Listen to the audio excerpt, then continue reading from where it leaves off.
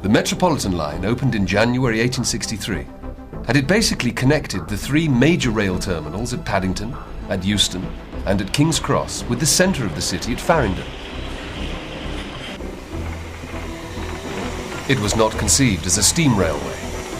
The initial suggestion by the Metropolitan Railway's engineer John Fowler had been to have the new underground railway running on compressed air. The idea was that trains would be blown through tunnels and sucked back by air generated in great compressors at each end of the line.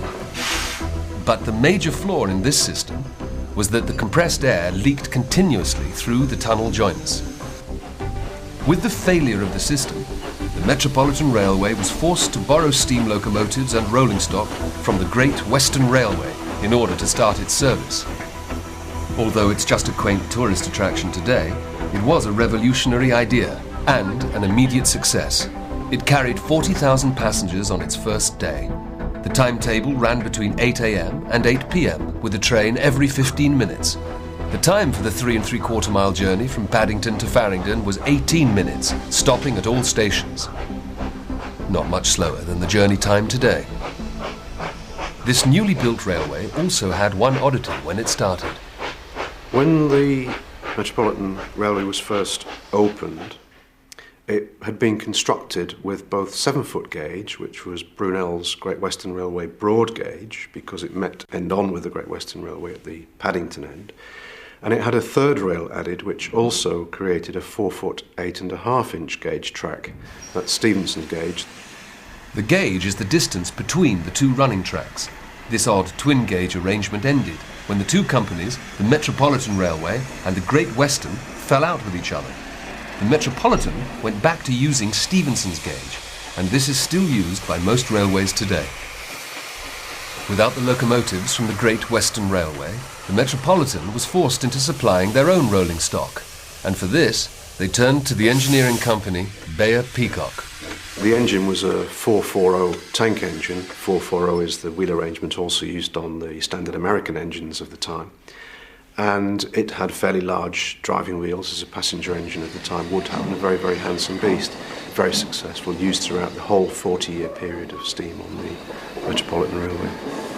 The engines weighed about 46 tons in running order. They could carry approximately 1,000 gallons of water in their side tanks, and the coupled driving wheels were 5 feet 9 inches in diameter, driven by two 17-inch cylinders. These are the original coaches which were used in London in the 19th century. They have been carefully restored by a Railway Preservation Society, and each year they are exhibited for enthusiasts to see. The dreadnoughts, as these carriages were known, were divided according to class. The fares charged to passengers on the Metropolitan Railway would have been according to the class they travelled in. First class would have been used by top city people travelling to their offices from their fashionable West London homes.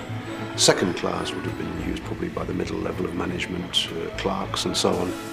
And third class, anybody else who needed to travel. And they would have travelled fairly uncomfortably and in very cramped conditions on wooden boards. The success of the Metropolitan encouraged other companies to start up, and in 1874 London's second underground railway began running along the Thames embankment. This was the Metropolitan and District Railway. By 1884, a complete circular underground railroad had been constructed as a joint venture by the Metropolitan and the District Railways. They called it the Circle Line, and it's still in use today, carrying passengers in its shallow tunnels just feet beneath Big Ben and the Tower of London. But the new century would bring a new technology. The use of steam locomotives on underground railways, particularly on the Metropolitan Railway and on the District Railway and some others, became increasingly problematical as time went on. The intensity of the service increased, the intervals between the trains shortened, and passengers were increasingly aggravated by the terrible pollution conditions which existed down there. At the same time, there were technological advances which were occurring in America, for example, and in Germany particularly, in electric traction. With electrification, the underground was able to expand. However, the extremely disruptive cut and cover method no longer seemed an option for building the railways.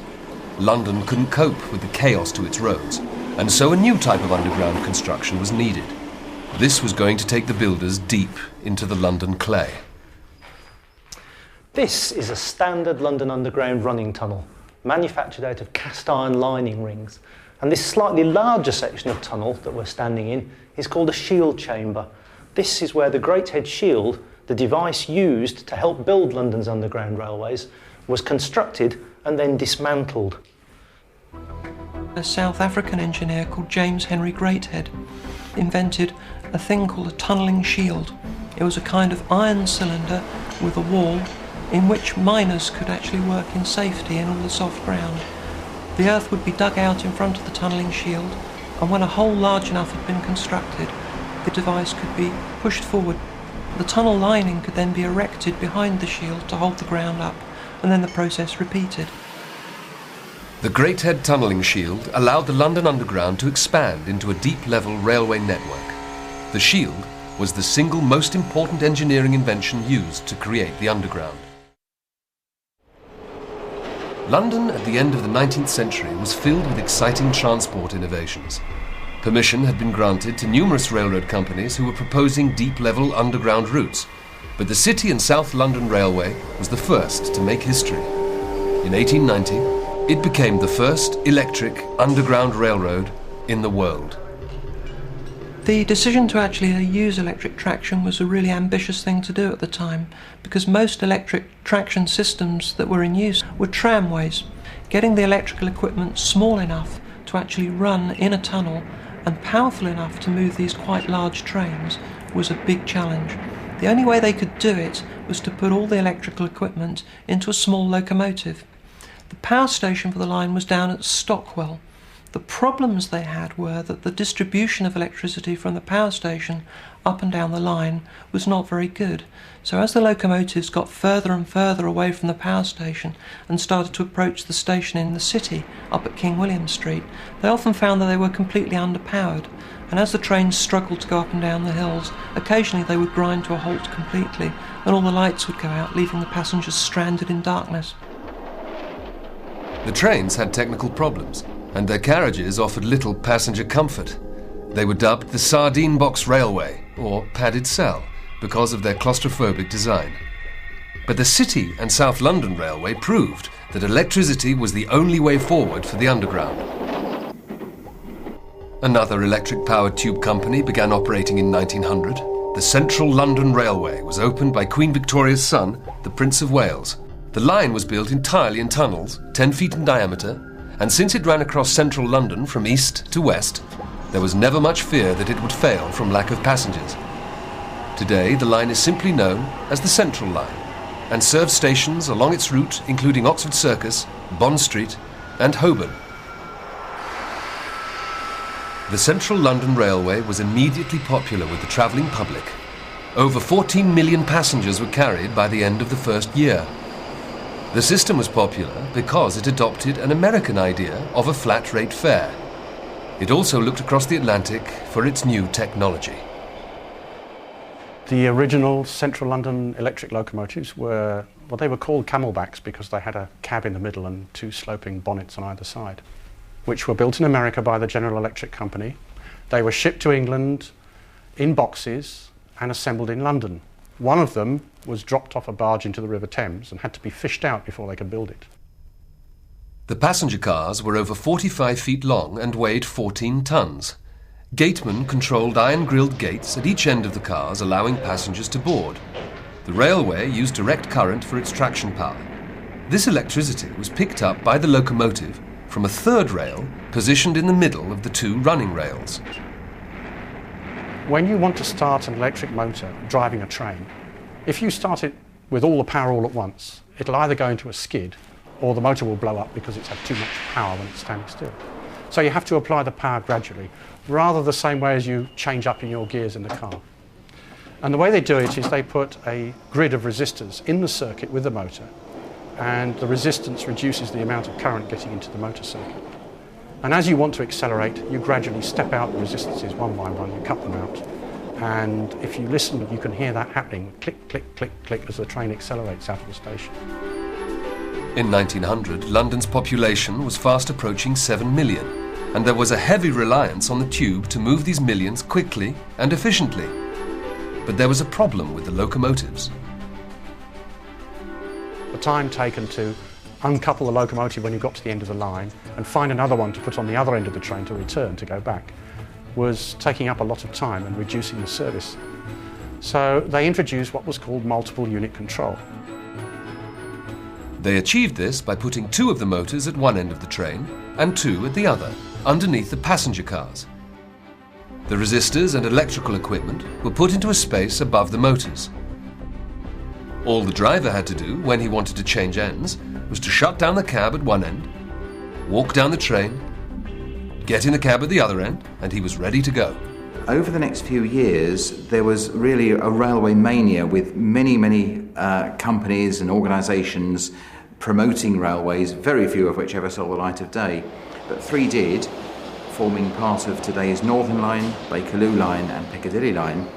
And all 3 had been given sanction by the government to go ahead, but all 3 were running into financial trouble. And that's when the American financier Charles Tyson Yerkes came to the rescue. Charles Tyson Yerkes arrived in London with his wife and several of his mistresses, leaving behind in the US a shady reputation. Questionable business practices in America led to a prison sentence for his misappropriation of government funds. Charles Tyson Yerkes is a fascinating character. To many people, he's the embodiment of the crooked Victorian businessman. But I think it's important to remember that, of course, he merely operated in the business climate of the day. He wasn't responsible for the first underground railway, but what he brought was basically access to several important things.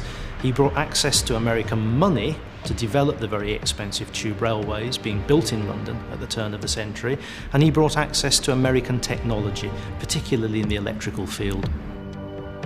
By 1902, Yerkes had become the chairman of the newly formed Underground Electric Railways Company of London Limited, with a capital of $4 million. Yerkes set about buying up the new electric underground lines. He also built a large power plant at Lots Road, Chelsea, which was an ideal location for being supplied with coal along the River Thames. He believed that if you supplied your own power, you increased your profits. The Lots Road power plant, which is still clearly visible on the London skyline, was built to specifications to that of American powerhouses. It was one of the biggest generating stations in the world. It contained 8 turbo generators running at 1,000 revs per minute, developing 65,000 horsepower. The opening of Yerkes' first tube lines in 1906 and the increasing electrification of his subsurface railways increasingly spelt the death knell of steam locomotives in use on the central area of London Underground. Progressively they were forced to the suburbs, and eventually the entire network was electrically operated. When the Underground was first electrified, it was decided to use a 4-rail system, which is almost unique in the world. The positive one is on the outside of the rails, and then there's the one in the centre, which is the negative rail. That system was chosen with an insulated return because even in those early days of electrification, it was realised that if the return went through the running rails and through earth, it could cause problems with corrosion of water pipes and other metal in the ground, including our own tunnel segments. Charles Yerkes had achieved his first goal by making an efficient, electrically powered railway network. The system he set up at the beginning of the century is still very much in place in the modern tube. But how to give the entire underground network a uniform identity would be Yerkes' next challenge. Modern styling and improved design were to be the answer. By 1905, Charles Tyson Yerkes had achieved his aim of electrifying the 3 deep-level railways beneath London. To create a uniform identity for his company, he employed a young architect, Leslie Green, to design stations that were distinctive and conspicuous.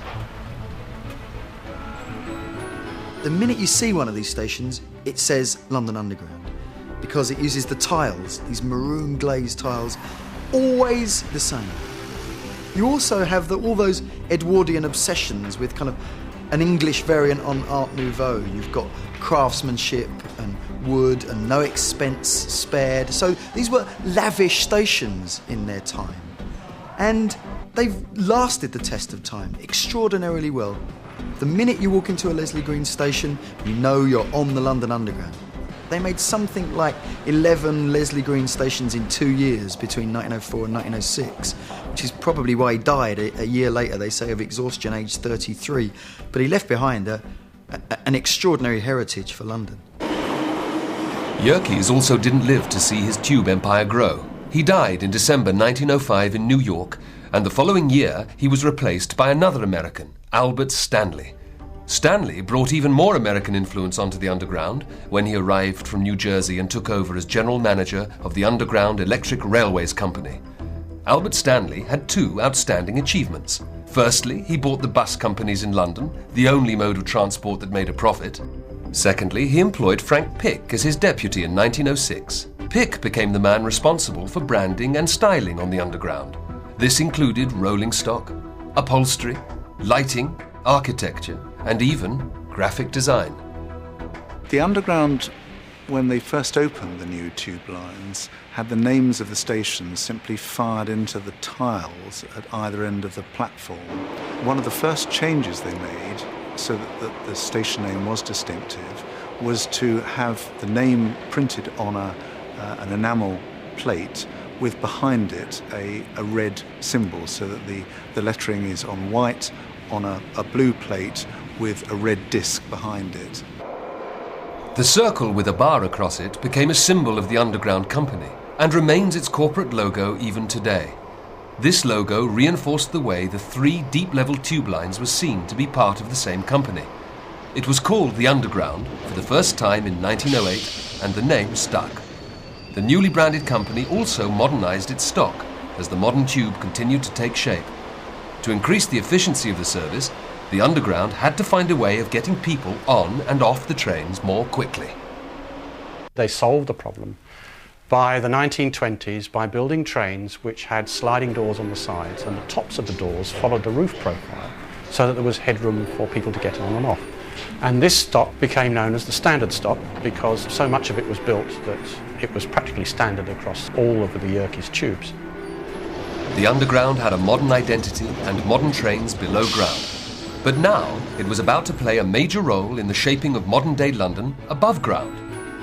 The Underground lines had expanded, and in 1908, one line came to the surface just to the north of London in open countryside.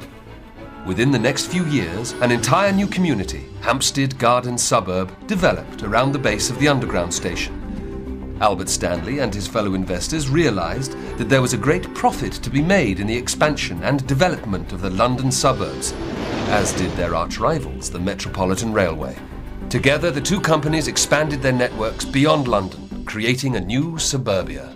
The Metropolitan Railway had the smart idea of actually buying up land either side of the railway as it was developed out into the countryside, and then later using that land to develop their own housing estates. So they got the double benefit of not only the profits from the houses themselves, but also the profits from the people who bought those houses, then travelling in daily into London. The centre of London eventually